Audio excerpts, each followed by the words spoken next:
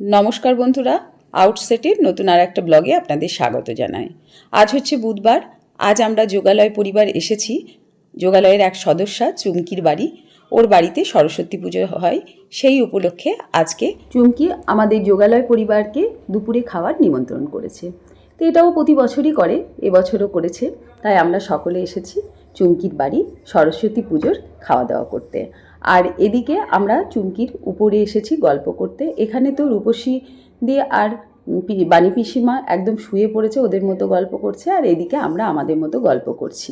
গল্প, হাসি, খাওয়া দাওয়া এগুলো যোগালয়ের আছেই। মানে প্রচুর সদস্য, কারো না কারো বাড়িতে কিছু না কিছু প্রোগ্রাম হয়, আমরা সবাই যাই। তাই বলে ভাববেন না যে আমরা যোগা না করে শুধু এর ওর বাড়িতে খেয়েই বেড়াই, সেটা কিন্তু নয়। আমরা কিন্তু সকাল বিকেল যোগা করে যেটুকু খাই সেটুকু ঠিক করে নিই, ঠিক আছে? তো এখানে সবাই গল্প টল্প করছি আমরা।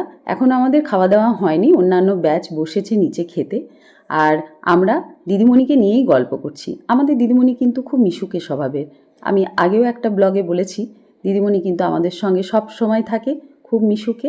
আবার যোগা করার সময় অবশ্য একটু স্ট্রিক্ট আছে, তখন একটু বকাঝকা করে, সেটা তো করতেই হবে বলুন, তা নাহলে এত সদস্যা, তা না হলে এই বুড়ো বুড়ো ছাত্রীদেরকে মেনটেন করাও কঠিন।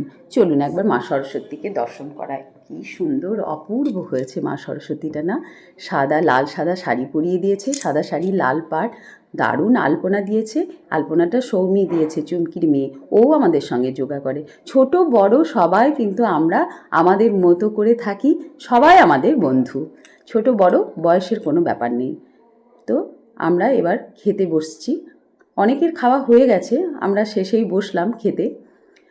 আমরা মানে গল্প করতে করতে টাইম যে কত হলো এটা আমাদের মাথাতেই থাকে না, সেই জন্য ভুলেই গেছি। তো ওরা ডাকলো, এবার আমরা গল্প করছি আর খাচ্ছি। খাওয়ার সময়ও কিন্তু গল্পের শেষ নেই। মানে যা হয় আর কি, সব এক জায়গায় হলে, সবাই তো বাড়িতে একা একা থাকা, এই যে আমরা এক জায়গা হই, এটা খুব ভালো লাগে। দিদিমণি কিন্তু এই যোগালয়টা মানে তৈরি করে আমাদের সবাইকে এক করে এক জায়গায় রেখেছে। এটা কিন্তু বহুত আনন্দের। আমরা বিশাল এনার্জি পাই এই যোগালয়ের থেকে আর কি।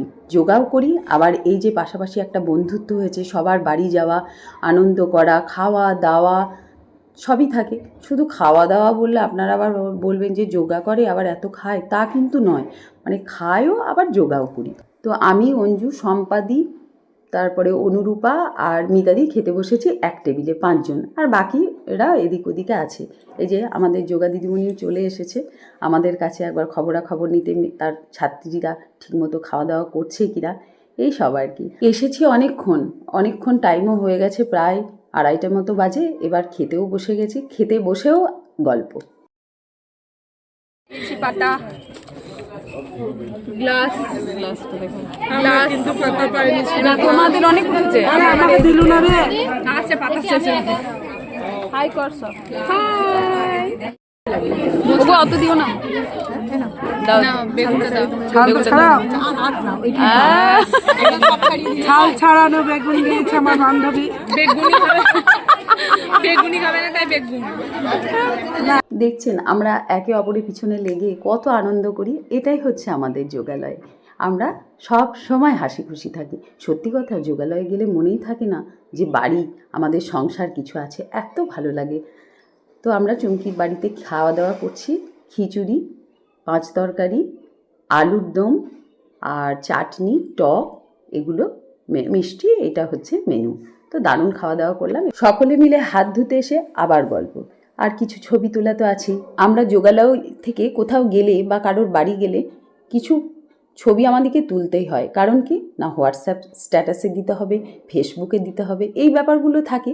তার জন্য গল্প আড্ডার সঙ্গে সঙ্গে আমাদের বেশ কিছু ছবিও তোলা হয়। তো সেই স্টিল ছবি তো আর আপনাদেরকে দেখাতে পারছি না, আমরা তুলে নিয়েছি সকলে মিলে। এবার বাড়ি যাওয়ার পালা। তো ওদেরও খাওয়া দাওয়ার পর্ব শেষ, সব প্যান্ডেলের সব কিছু গোটাচ্ছে, চেয়ার টেবিল। তো চলুন এবার আমরা বাড়ি যাই। বাড়ি যাওয়ার রাস্তায় ঘুরে আবার গল্প, হাসি। আজকের সারা দিনটি খুব ভালো কাটলো জানেন। তো আজকে ব্লগটা এখানেই শেষ করছি। কেমন লাগলো কমেন্টে জানাবেন। ভালো লাগলে চ্যানেলটি সাবস্ক্রাইব করে দেবেন। আবার ফিরবো নতুন ভিডিও নিয়ে।